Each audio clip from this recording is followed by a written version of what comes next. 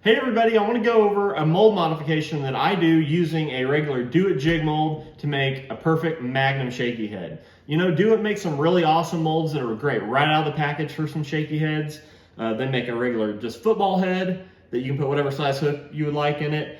And then they make a regular ball head as well as others. But here's one that I've kind of messed with and I've been playing with for a couple years that I really like for summertime Magnum Shaky head fishing. You know, we're in late April right now. Even right now in the south, there's a good post-spawn bite going on.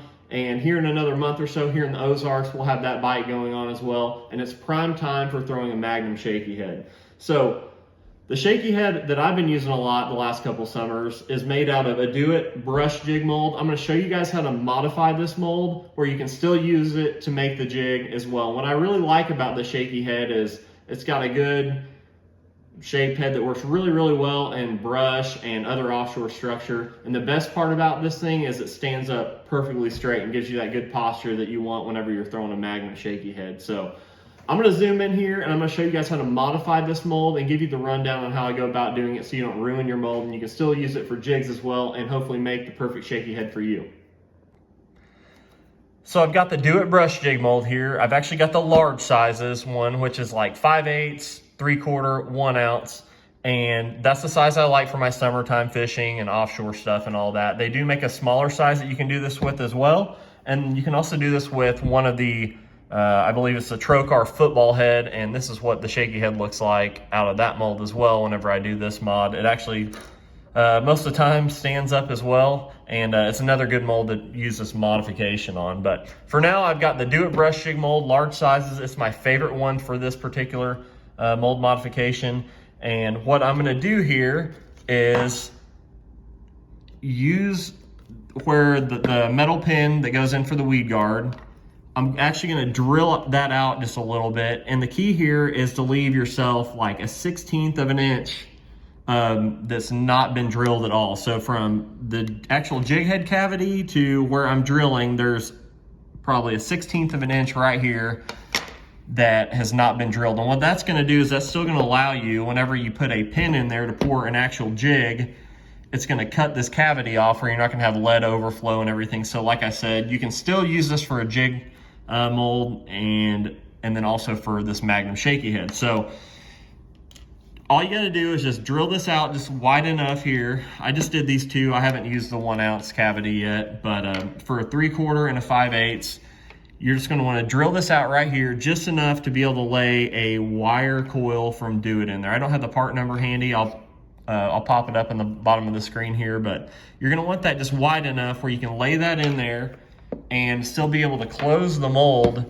where it's still going to shut all the way.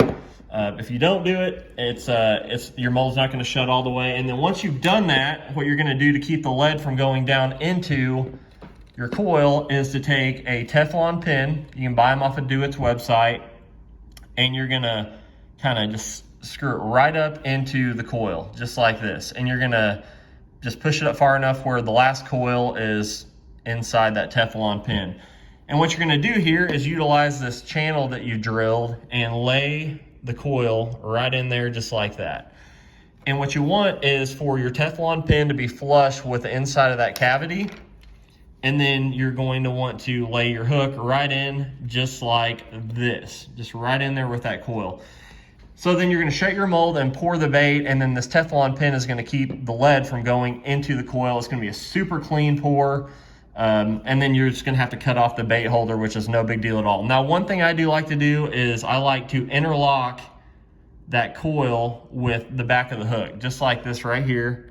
And what that's going to do is that's going to keep this longer part of your coil from ending up sideways like this where your mold won't shut. So if that gets caught on the side of the cavity, your mold won't shut all the way and you'll end up with overpouring. So I like to keep the longer portion of this coil down just like that, and to hold it that way, I just hold it with my finger and just interlock it with the hook, just like that.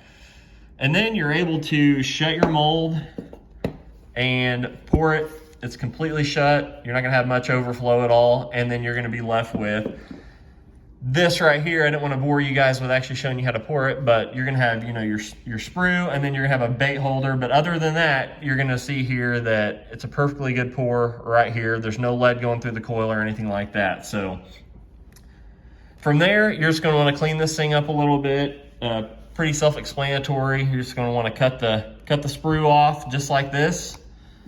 And then you're gonna wanna just take some side cutters or something and just cut right around the side of the hook. Don't get too crazy with it where it damages the hook, but just kinda, you know, crimp it around there where it'll separate that bait holder from the head of the jig head.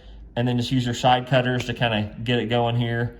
And then I usually like to just kind of get it going, and then use pliers to just go ahead and rip it off all the way. So once you do that, you're going to end up with a Magnum Shaky head. And like I said, if you do it this way and just barely just drill it out where you still got that little separation between the head of the jig head and, you know, the, I guess, pin holder or whatever, you can still use it for your jigs, and you're not gonna have any overflow there as well. So that's the key to this whole modification. So I'm gonna pan back out and I'll talk a little bit more about the shaky heads in general here. All right, so now that we've been through the modification process and you've seen how all that works, I've taken the shaky head and I've powder painted it. Do-It makes some awesome powder paints. This one actually is powder painted in blue fleck. It's a really good standard worm color for the summertime. Matches a lot of your good summer colors.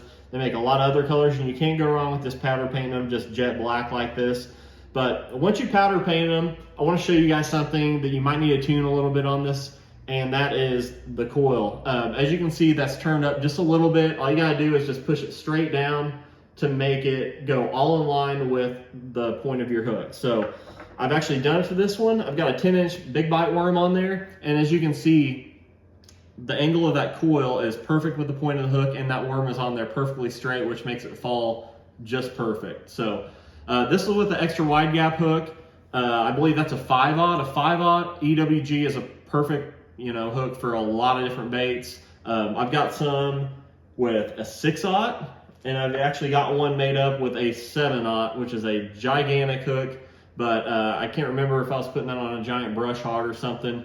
But you can go with whatever size you want. I've even made them with as small as a 3/0 EWG for certain situations. A straight shank hook is really, really good whenever you're close to the fish, you're pitching or flipping around boat docks or like standing timber or something. Just a big Magnum straight tail worm like this works really well. As you can see, I've got the spring in there pointed just perfect, and that worm's pretty well straight. So whenever that bait hits the bottom, it's gonna stand up perfectly straight and have a really good posture to it. So that's like a 5/0 hook.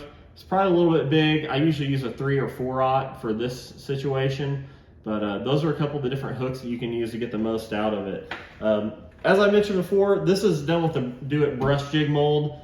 They make a trocar football head mold that works really well for this as well. It's actually got kind of a recessed eye. You can use the same modification on it.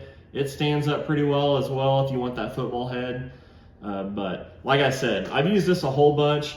This shaky head will come through just about anything, almost as good as a Texas rig, and I think it has a really good hookup percentage. And it seems like whenever you hook them with that EWG hook and that shaky head, it's always a cheap shot. So they're always hooked really, really well. I'm really impressed with that. So I really hope this modification helps you guys out as much as it's helped me. And leave me a comment. Let me know what you guys think.